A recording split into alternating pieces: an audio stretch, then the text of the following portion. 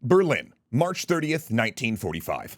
Heinrich Himmler realizes it's over. The Allies are closing in and everything has fallen apart. The world ice theory experts he'd used as meteorologists had underestimated the Russian winter. His revolutionary projects to use dowsing and pendulums to unlock mineral deposits and find Allied ships in the Atlantic have failed. And even his Ahnenerbe project to find the secret of Thor's hammer has yielded no results. So he sends an order to destroy Castle Vivasburg before the Americans can take it, but the lack of explosives means the SS can only collapse the towers. As the demolition team retreats, local villagers surge in to pillage what's left of the castle's interior. They trudge through Himmler's museum of prehistoric artifacts and rooms where SS officers have conducted marriage rituals before lit candles and christened newborn babies by touching them with a dagger. They loot plates with rune markings and open a room filled with skull rings, each belonging to a dead SS officer. It's Ragnarok to the beat of Soviet artillery.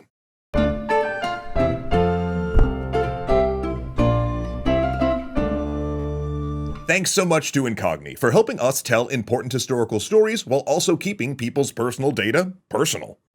As Germany plunged deeper and deeper into the Second World War, the seeds of their occultism, superstition, and reliance on pseudoscience increasingly came back to bite them. The Ahnenerbe had turned from its pre-war mission of recovering ancient culture and attempting to prove fringe racial histories, and instead concentrated on military projects. As early as 1940, Heinrich Himmler contacted Ahnenerbe researchers, telling them to find any mention in ancient art or folklore of Thor's hammer Mjolnir and its ability to shoot lightning. "I am convinced," he wrote, "that this is not based on natural thunder and lightning, but rather that it is an early, highly developed form of war weapon of our forefathers. That it was only wielded by the gods," he reasoned, quote, "implies an unheard of knowledge of electricity." Then swinging back to 1944, and things looking increasingly dire for Germany, he returned to the pipe dream, forming an Ahnenerbe think tank to create a new Thor's hammer, a theoretical EMP that would interfere with or destroy Allied electrical equipment. Needless to say, after several weeks, they concluded this was not feasible with the current level of technology, and other projects involving dowsing, pendulums, clairvoyance, and ESP were similar failures. A breeding program attempting to produce a new generation through selectively breeding SS men with genetically vetted women was, to put it mildly, not replacing the current generation of Germans being killed at the front or in bombing raids. But the Ahnenerbe were doing other things, far darker things, to support both the war and the new world the Nazis were trying to build. So a quick content warning here. If you would like to skip those specifics, please jump to the timecode on screen here. After taking Crimea in Operation Barbarossa, Himmler put his scholars to work. Dig teams went out to survey supposedly Aryan archaeological sites in the region to support the political claim that the Crimean Peninsula fell within the German homelands in ages past. The groups of people living in the area would either be forcibly resettled or liquidated by death squads in order to clear the living space so the Reich could set up idealistic farming communities growing grain using seed stocks brought back from Tibet. Yet who, exactly, should be killed was difficult to determine. Central Europe, it turned out, contained a frankly dizzying amount of ethnic identities and people groups, many of which overlapped with each other. So Ahnenerbe academics went with their calipers and tape measures to try to determine who would be killed. Though the darkness did not end there. With the death camps in full swing, the Ahnenerbe oversaw horrific human medical experiments. In one of their many, many evil acts, they selected 86 Jewish men, women, and children from Auschwitz based on what they considered, quote, representative skeletal characteristics, then murdered them in a gas chamber in order to display their skeletons in an anthropological exhibit. The goal here was to display them in a museum and have interpretive materials that explained how Jewish people were, quote, subhuman and biologically different from Aryans. Bruno Biega, the anthropologist and race science specialist from the Tibet expedition, was the one who conducted the skull measurements and helped select the victims. He was also the only prominent member of the project who would not be sentenced to death for his involvement. Rather, he served 3 years in prison and died in 2009. This was not the only time that anthropology and archaeology played a role in the Holocaust, though. In addition to the Ahnenerbe plundering museums and private galleries across France for supposedly German artifacts, like the Bayeux Tapestry, the organization seized hundreds of religious objects from Jewish communities, and regional occupation authorities did the same. In fact, the Jewish Museum in Prague offered to do this themselves, ostensibly to help the Nazis value them, but actually as an act of resistance, documenting Jewish religious life in Prague so that it would be preserved even after both the community and eventually museum staff were murdered. Remember what I said at the beginning of this series, that just because someone's ridiculous doesn't mean they're not dangerous? All of this absurd stuff about Atlantean supermen, werewolves, ice moons crashing into the earth, bad archaeology, and ancient Germans building Inca ruins, all of it leads here.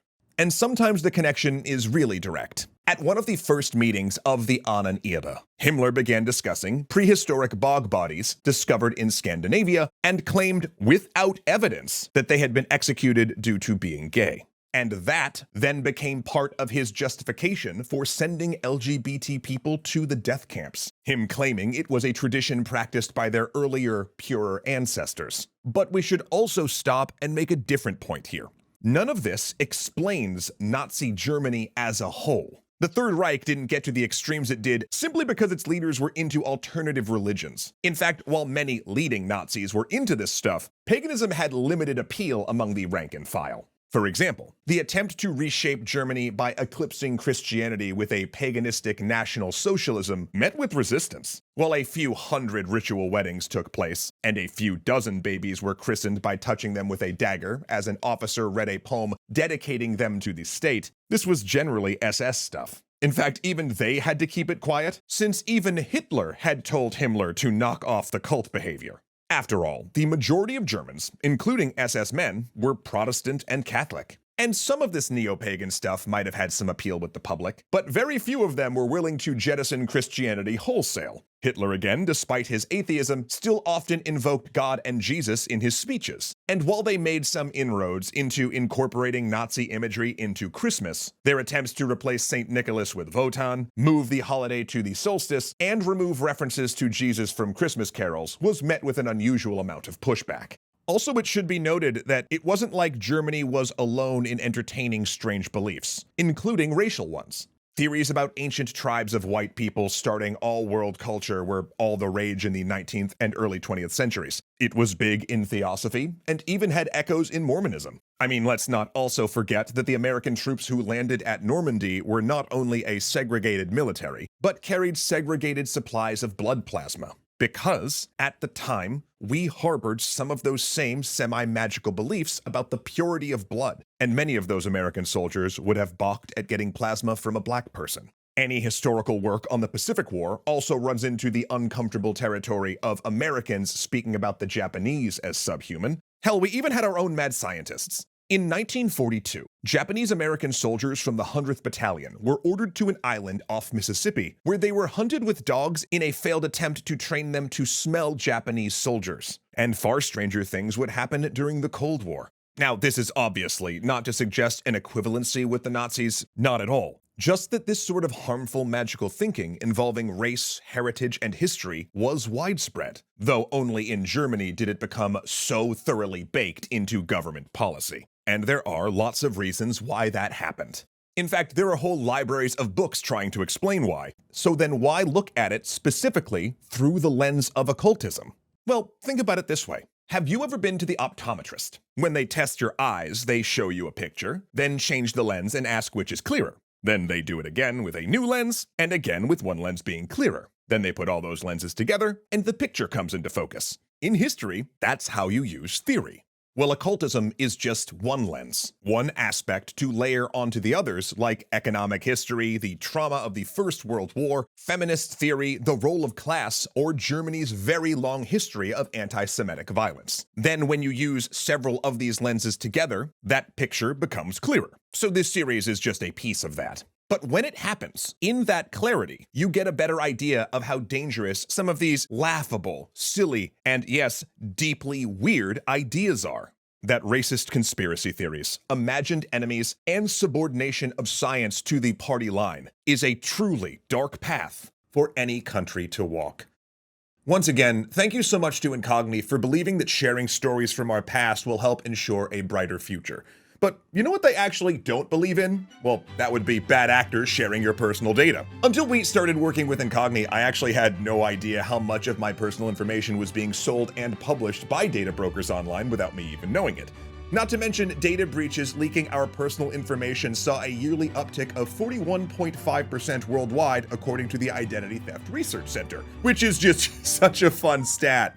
And your data being sold or stolen can lead to any number of issues, ranging from the annoyance of constant robocalls all the way up to catastrophic stuff like identity theft. But now with Incogni, we are not alone, because after a very speedy sign-up, they got to work bombarding these data brokers and people search sites with takedown notices to remove my personal info. Plus, they do keep the pressure on using regional law and ordinances to make sure my data stays removed even when new sites pop up, and I get to keep track of it all through their real-time dashboard and email updates. Like this week, my report showed that my personal data had now been scrubbed from over 262 sites, and they're working on a ton more. So if you want to keep your personal data, your personal data, you can get 60% off Incogni right now by visiting incogni.com/extrahistory and using our code extrahistory. Or you can click or scan right here to get started, and then once you've ruined a data broker's day, please check out another of our videos here. Thanks so much to Angelo Valenciana, Arcalite Games, Dominic Valenciana, Foxdog, Hunter Z, Joseph Blame, Kuyakoi, and Ziliad Architectures for being awesome legendary patrons.